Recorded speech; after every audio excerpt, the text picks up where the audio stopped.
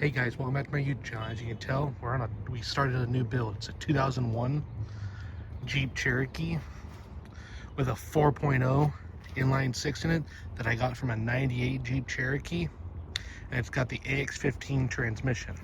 So since I've got it, I had to buy this whole header panel piece. Had to get all the markers, grills, everything.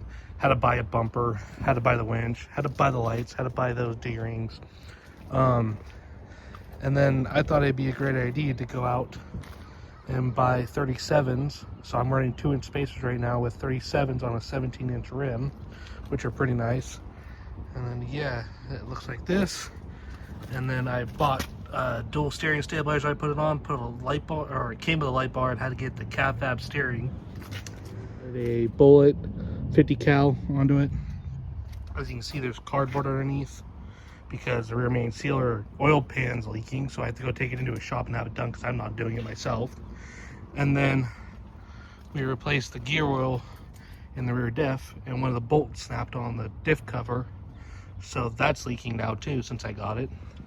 It's got rock lights on it.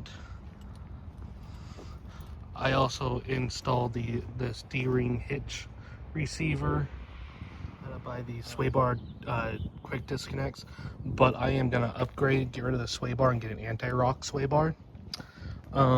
Let's get on into the interior, I believe, next. So this, from the previous owner, they did a manual swap on it. So this is a Wrangler clutch pedal. As you can tell how close they are to the brake, so I had to buy an OEM clutch pedal assembly, which that was like 300 bucks. It's got an aftermarket gear shifter lever. It's also got the rough country switch panel right here that came with it when I got it. I installed the new engine harness and this fog light switch panel so that I have factory fog light option. And I installed that USB phone charger and the school thing. And then I installed this double DIN that I had from my old F-150. So I had to buy the wiring harness for that, the dash panel piece, and then I installed one of these Pro Clip phone mounts that are pretty nice. I also installed a dash panel or switch panel on the dash that I need to wire up for stuff. I haven't filled up this one yet with all of them, and yes, the Jeep is kind of a mess. I got the center console taken apart because my buddy, when he did the manual swap, he left the lights that light up the 4x4 bezel, this piece. He left the factory one for the automatic pigtail, which is, hold on, which is this. So as you can tell, this plugs in underneath the center console. This one goes in the 4x4, and this one went into the bezel for the automatic transmission.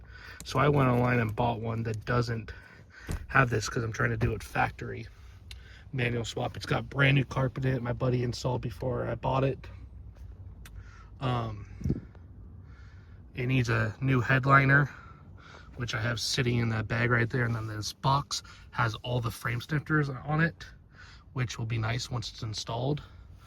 Then I had to get a new gauge panel because half the lights weren't working and the odometer was not accurate, so I had to get a new speedometer and get it reprogrammed. This only has about 165,000 miles on it, I believe, or a little bit less than 100,000. I gotta remember. And when I got it, the rear doors wouldn't roll down and the speakers didn't work, so I had to pull this boot off right here and rewire every single one. And then underneath the hood, I can get to that real quick. I think that's it on the interior. Oh wait, hold on. I also installed these Molly panels from Cherokee, which is the same company I got that dash panel switch panel from. I installed them on both sides, so I have one on that side, as you can tell. As you can tell, there's the old gauge cluster, and then this is the factory clutch pedal assembly, which is nice. I had to install that, and then these are the lower door armor panels. That's why there's holes in the door. I'm pretty sure that's it, besides all the stuff that's in the trunk, which is recovery gear and tools and stuff like that. But I also installed this, which I still have to wire up. It's part of the reason why the dash is still apart, or center console's apart, which is gets rid of the factory ashtray and puts in 2 USB ports back here for passengers. I just gotta figure out how to install it. And then the wiper cowl is leaking, so on the passenger floorboard it gets wet when it rains. So I gotta take that apart, cut the panel like all the YouTube videos say, reseal it, and it'd be perfect. I'm pretty sure this is it for the interior I've done. I'm pretty sure. If I forget anything, I don't think so. No, I don't think because I didn't get that far yet on this build till the transmission went to garbage. So I had to get a new transmission for it, a new clutch. But I'm gonna get the rear main seal replaced before I do that. Installed these bump stops, which one of the bolts broke because it didn't have any. It had no bump stops when I got it. So I installed these ones, these extended ones. One of the bolts that mounts it broke, so one of them's only held in with one bolt. And then I had to install new leaf springs, which these are garbage leaf springs. So I don't like these because they're soft. So I'm gonna get some stiffer ones that has more leaf packs in them, because these ones, the minute I put the weight on the Jeep on it, it made the Jeep squat. So yeah, I don't like that. But front axles trussed, 4-linked, sitting on 37s with 2-inch spacers, and it's got an e-locker up front. And hold on a second, so got Bilstein shocks and these I forgot what this is called. I'm pretty sure it's called a coil spring spacer adjuster thing. Forgot what it's called, but yeah, it came with that. Hold on a second though. As you can tell, these are the factory axle shafts for the front axle. Well, one of the second wheeling trips I took to, sheared it straight off. But I got a free tow, got it towed back home, and so I did this. I installed CV axle shafts from a ZJ that swap right into this axle. 10 times better. And then I made sure I got them with a lifetime warranty from O'Reilly's. So yeah, and then I got a Badlands 12,000 pound winch. See this metal bracket back here? I still got to buy the frame stifter for that, because all it did was come with the frame rail, the 2 frame unibody rails on both sides. It didn't come with when I bought it, because I bought the kit brand new from a guy that didn't want them. Got it for half off for how much it's worth. So I got to order this piece, pull the bumper off, get that rewelded. But yeah, let's get into the engine bay. One last thing. These are these new design D-rings. I kind of like them, but I heard they're not strong.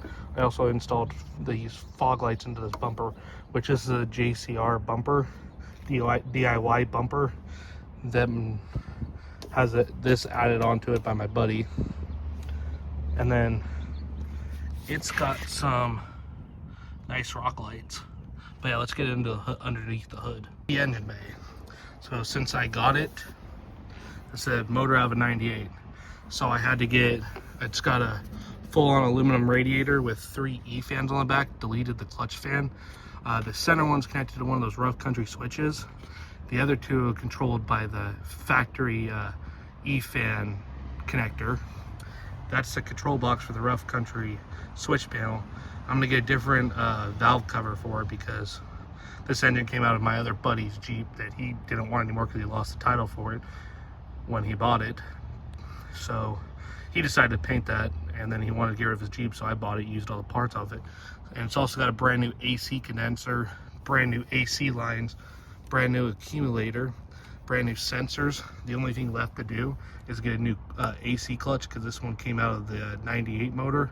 I'm not sure if that clutch is any good, so I'm just gonna get a new one anyways. But yeah, so I replaced, when I set the fog light option, look, right here says fog 1, fog 2. Those are these 2 relays, I'm pretty sure, or no, these 2 relays right here, because I don't have ABS on this Jeep. But yeah, some of them didn't come with this option, which luckily I found a guy parting out a Jeep for the same year that had this switch panel or this harness. So I pulled the whole harness out of that Jeep, which is nice.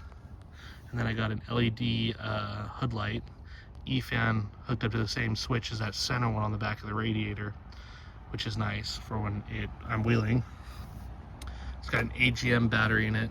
It's got the dirt-bound off-road battery tray, because the plastic ones, I've gone through 2 of them because they keep breaking. And then what I've installed so far on it was a new thermostat, but it's leaking because I don't think the gasket sealed right. New thermostat, new housing, new coolant temp sensor with pigtail, and new radiator hoses.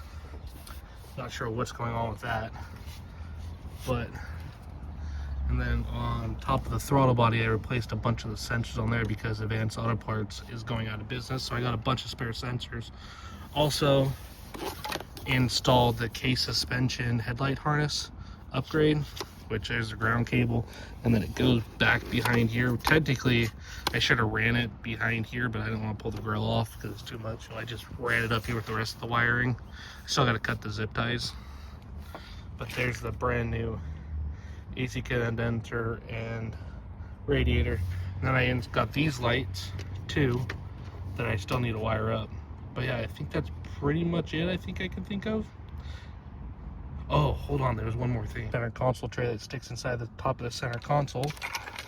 And then, if I can get this to open, hold on a second. Here's the center console lid. Got one of these center console covers on it, which is pretty nice. Yeah, I think that's pretty much it. So please like, share, and subscribe. Peace.